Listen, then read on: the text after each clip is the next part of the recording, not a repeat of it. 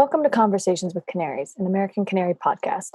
Join us as we explore a wide range of topics relating to media literacy, civic engagement, and democracy, and as we harness open conversation to make sense of our lives and the issues we care about. You can learn more and support our work at americancanary.org. Today, we are going to be discussing narratives. My name is Lindsay Newman, pronouns she, her, hers, and I'm with my fellow co-founders and Canaries, Katherine and Bird. Everything that we do at American Canary has the goal to be tied back to media literacy and democracy. And in today's conversation, we're going to look at the broad scope of narratives.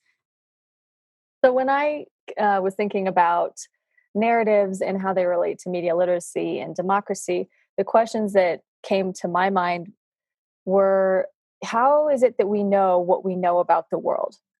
Where do the stories that we tell ourselves and that we fit our life narratives into come from? Are they true? And does it matter if they're true or not? And I think that it's easy to kind of get swept away in the stories of our time, in the story of your life, but we don't often pause and reflect on the source of those stories, of those ideas, of the person that you think you are, the patterns that you fall into on a daily basis. But all of this relates to narrative and to narratives. And narratives have huge social and interpersonal implications. And I'm coming at this from the angle of truth and how we can try to push ourselves to analyze and dissect narratives, commonly held narratives and stories that we tell ourselves to get closer to what is true about ourselves, about each other, about this moment in time. And I do think that the only way to do this is to have conversations about narratives and to recognize that a lot of these things are very abstract and nebulous and hard to pin down, but it's still important that we talk about them. And with that, I'll hand it over to Bird.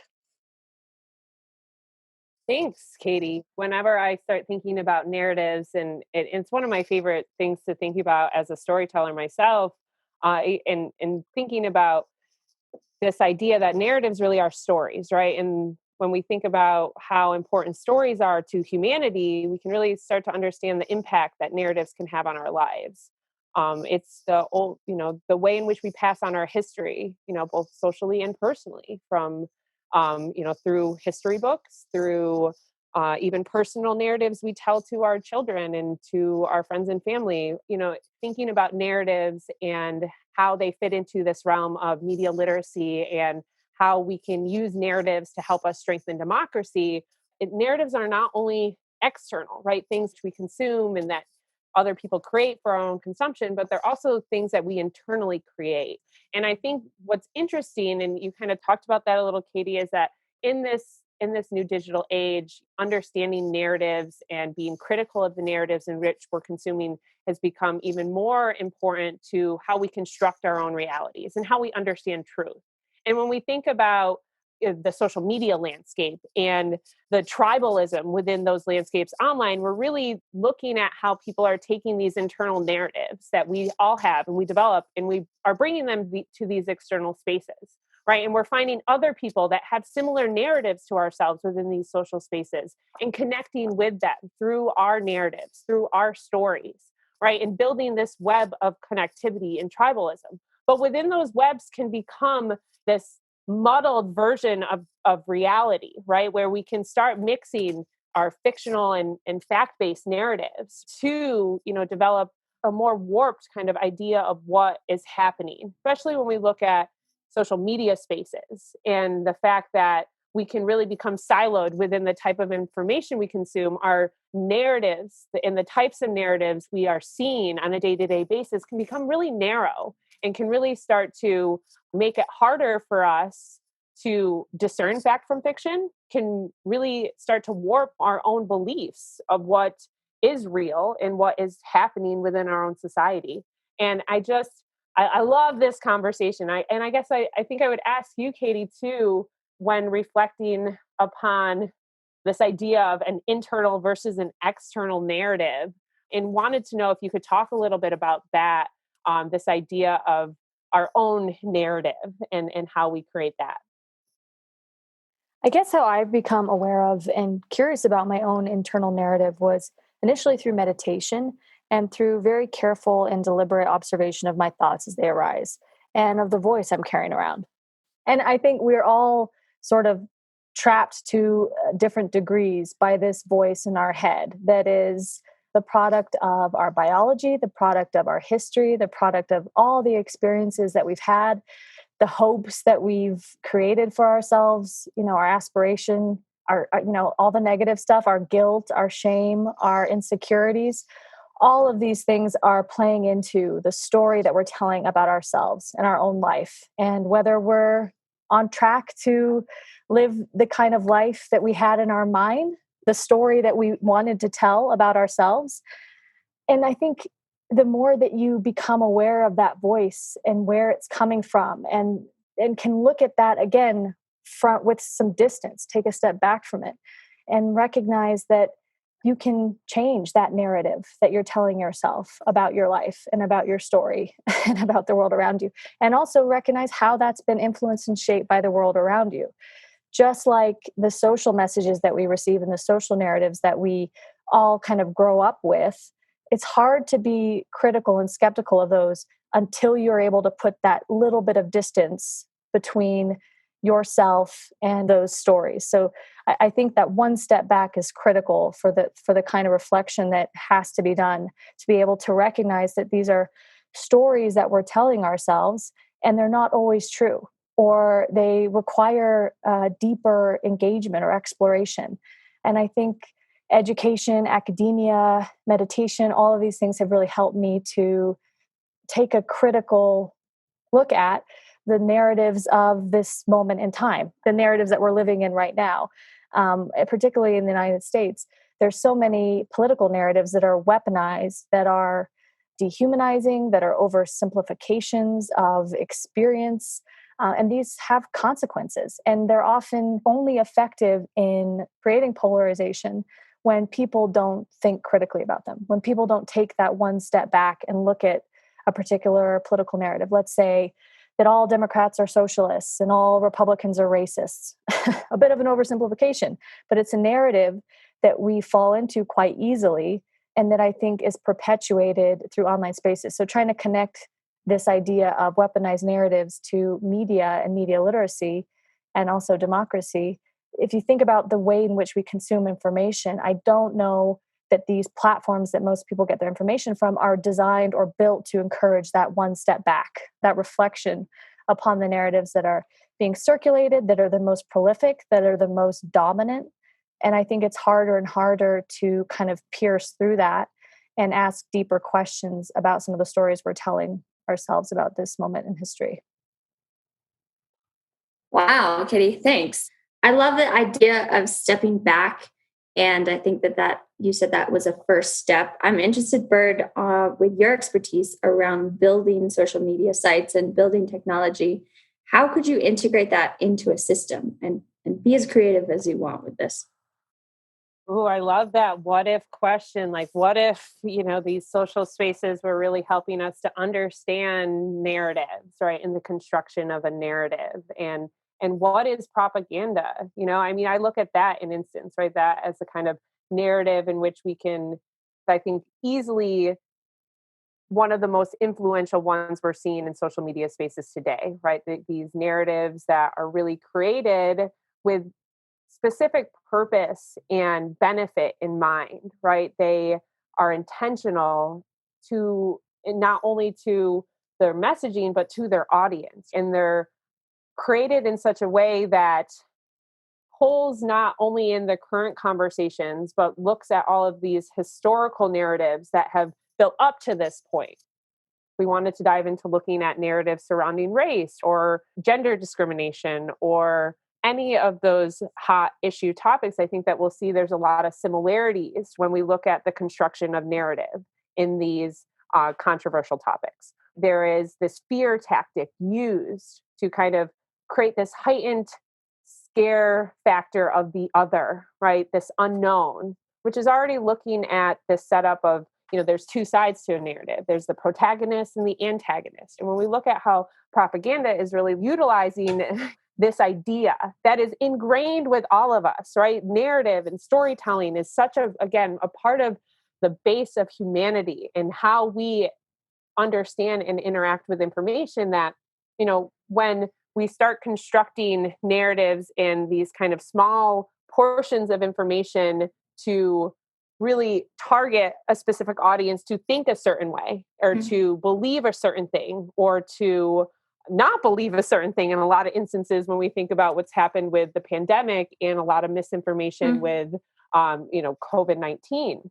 I think that it becomes very easy to see how these platforms in their construction make it simple to perpetuate this information. But I think going back to your question, like how could we, be educating people, right? Well, what if a piece of propaganda comes up and instead of Facebook censoring it or deleting it, we were teaching people what propaganda is. This is propaganda. This information is here and this is what it's trying to get you to do. Instead of just censoring, which I'm not saying that there's not a place in certain things, just, I don't know, maybe certain things should not be said or said. This isn't a conversation for that. We could have a whole night, I think, talking about censoring on social media. But I think, what to me has always been more interesting is censoring doesn't really get to the problem, which is that people don't understand the information they're consuming is propaganda or is misinformation or is, decontextualized narrative. And how can we make the platforms alert people to that type of information? What if they did? What if when you were using Facebook, you learned about these things? What if these constructions of narrative, these understandings of media literacy, right, making it ingrained within the system? Imagine if before you hit the comment button, it said, did you check, it asked you a question. Are you sure you want to comment? What if it just did that? It would give you that pause that you're talking about, Katie, that moment to reflect. Because when you look at the construction of the platforms and what you were talking about, Katie, and how they're not built to create that type of pause. It's built to perpetuate that reactionary engagement, right? That quick like, that quick share. I just see it and I react to it and I move on. But we could build them to not, right? To create that pause, to create that reflection. And it would be really interesting to see how that could change users' dynamic. And I think that's the other thing we're not considering when we're putting all this content up, is there are other people on the other side of these stories that we're sharing, that we're commenting on, that we're engaging with. Even though it's so easy to separate ourselves in these digital spaces, it's so hard, I think, to do that at the same time. Yeah, and I'll just pick up on something that you said, Bird, which is around labeling something as propaganda. And I think this gets into really interesting territory because then the question is, who gets to decide? A lot of people on the right would absolutely look at left, leaning media and say that's propaganda. And some of the narratives on the left could arguably be classified as propaganda, as propagandistic, as dogmatic, as things that you're not allowed to question, and vice versa on the right. It's the same thing. And so this is where it becomes really tricky and where all those people posting those comments without thinking, that fits into the narrative they're telling about their life and what is the right thing to do in that moment. A lot of the people who stormed the Capitol felt like they were somehow defending our democracy, right? That there was such an existential risk to this democracy in their eyes, the narrative that they were telling themselves or that they had been told, that they took it upon themselves to behave in that way. And that's, that's a scary thing. So how we as individuals and as a society can kind of cut through all these things, not lose the aspiration of truth and fact, while also not censoring and not silencing views that we disagree with. That is a really difficult line to walk, and we really need to do it because every time that the left doesn't do it, it gives fuel to the right and vice versa. It's just this back and forth where both sides discredit each other's narratives, and then it becomes this sort of vicious cycle of conflict. And I think when you know that you have a particular bias or when you lean in a particular way, the hard thing to do when you're engaging with information, with sources, with facts, as far as we know, is to actively correct for your bias, not to lean into it. So to overcorrect. I think Donald Trump is an absolutely terrible, terrible human being. So that means I need to work extra, extra hard to give him the benefit of the doubt in certain situations, to counter the narrative that I hold in my head that I use as an explanation for his actions.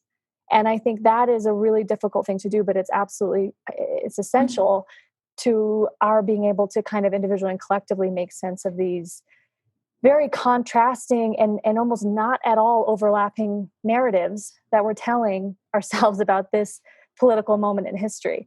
Otherwise, our bias is really likely to overshadow our judgment and lead exactly to those oversimplified explanations of behavior, of events, of individuals. There's a great quote, actually, that I read shortly before I came online to speak to you guys by, I think it's Reinhold Niebuhr. He says, "We must always seek the truth in our opponent's error and the error in our own truth." And that is the most challenging thing to do because everybody thinks they're right and will look for information that will reinforce that. But this is something, as we analyze the narratives of our lives and the narratives that we disagree with, looking for that error in our own truth and the truth in other people's errors seems to be really at the heart of that. Okay, thanks, Katie and Bird. That was great. And now I'm going to use everything that you just shared with me and make it personal. So I'm going to ask you both, what is a personal narrative that you have either left behind or shed or have been introduced to a new perspective that has let you free up your narrative? And how has that affected both yourself and the world around you? So when I was in college, I took a lot of courses in the anthropology of development and various other social science courses. And I was you could definitely say I was anti-capitalist. And I went to Prague to do a semester abroad, and I lived in Prague for a while, post-Soviet. So Czech Republic had lived through this sort of transition, or the idea, the trial of communism. And a lot of my professors were people who lived through that period of time. They were kids when all of this was happening. And I found myself having to think a little bit more deeply and empirically, meaning specific facts and examples of, what an anti-capitalist economic model really looked like. How did it take shape? How did people experience it? What were the stories that they had to tell me about this experiment? And it challenged me to reassess some of my critiques of capitalism and my oversimplified narrative that I was telling myself that just because capitalism is inherently exploitative, which it is, that socialism is somehow the alternative. And that narrative, in my mind, as a 18 or 19-year-old, was so simple and so stark. But that experience really made me complicate it and think about how, we don't have a perfect system yet, but is highly regulated capitalism better than what I had in my head as this sort of ideal of a socialist world? So that's mine. And I still have that kind of conviction today. Thank you for sharing. Bird. So yeah, I will share a personal narrative, actually one that was from my childhood. And so I grew up in a colorblind household, right? That was the narrative in which was perpetuated in my household. I am from an all-white family in upstate New York, grew up in central New York in a predominantly white school district. So I had highly educated parents. They both went to college. The narrative they were taught to teach us was colorblind, right? There's no such thing as color. We're all equal. We don't see color. And it wasn't until I went off on my own, and I had been saying this narrative in my head over and over again. I don't see color. I went to school in Albany, the capital of New York, which has a very diverse population. My sister at the time was dating a Black man, is now my brother-in-law. And I got exposed to a whole new side of life that I never experienced as a child. probably would have never experienced as an adult, even if it wasn't for my sister, right? I would have had the occasional Black friend, this or that, but would not have been engrossed within the culture to really be able to challenge these narratives that my family had created for me. It was, I think at first, really, I kept pushing back on that narrative. No, I don't see color. Everybody's equal. And I couldn't understand what was wrong with that narrative.